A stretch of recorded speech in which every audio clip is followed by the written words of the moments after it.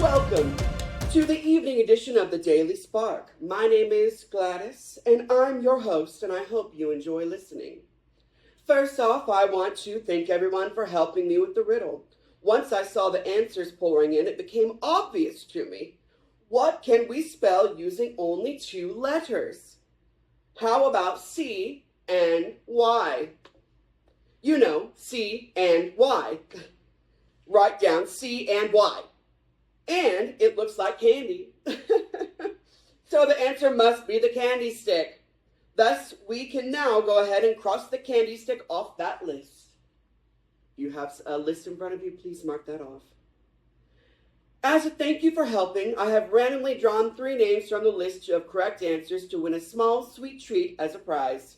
If you are a winner, I will come around and find you to give it to you. Matt, also known as Colonel Mustard, has agreed to join us. Thank you for stopping by. Yes. You wanted to see me? What can I do for you? Well, it occurred to me that we don't need Wadsworth to make puzzles about the people on the posters. Instead, I can simply bring you in and ask you questions to see what you have to say for yourselves. Then I'll be able to use my detective skills to determine which of you is the true suspect. Well, yes, I suppose you could do that. Though it occurs to me that if someone were here late one night doing something suspicious, maybe they won't be so forthcoming in revealing it to you. Yes, that occurred to me as well.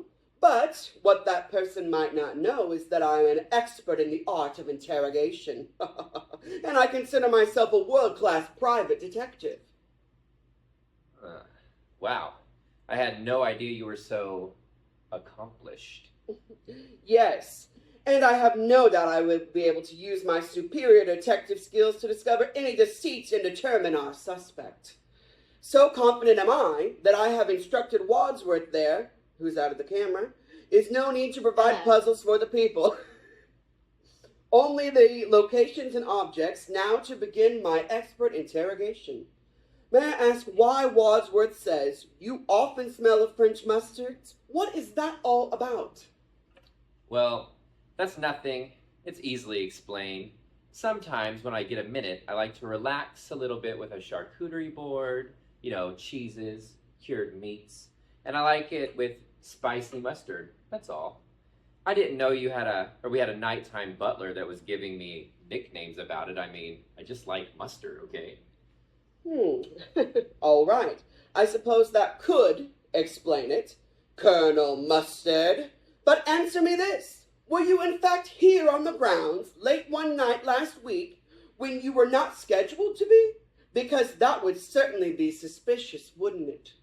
Yes, I was here late at night, all right? But I didn't do anything suspicious, and I'm certainly not with a cauldron or a wrench. Aha! So you admitted you were here.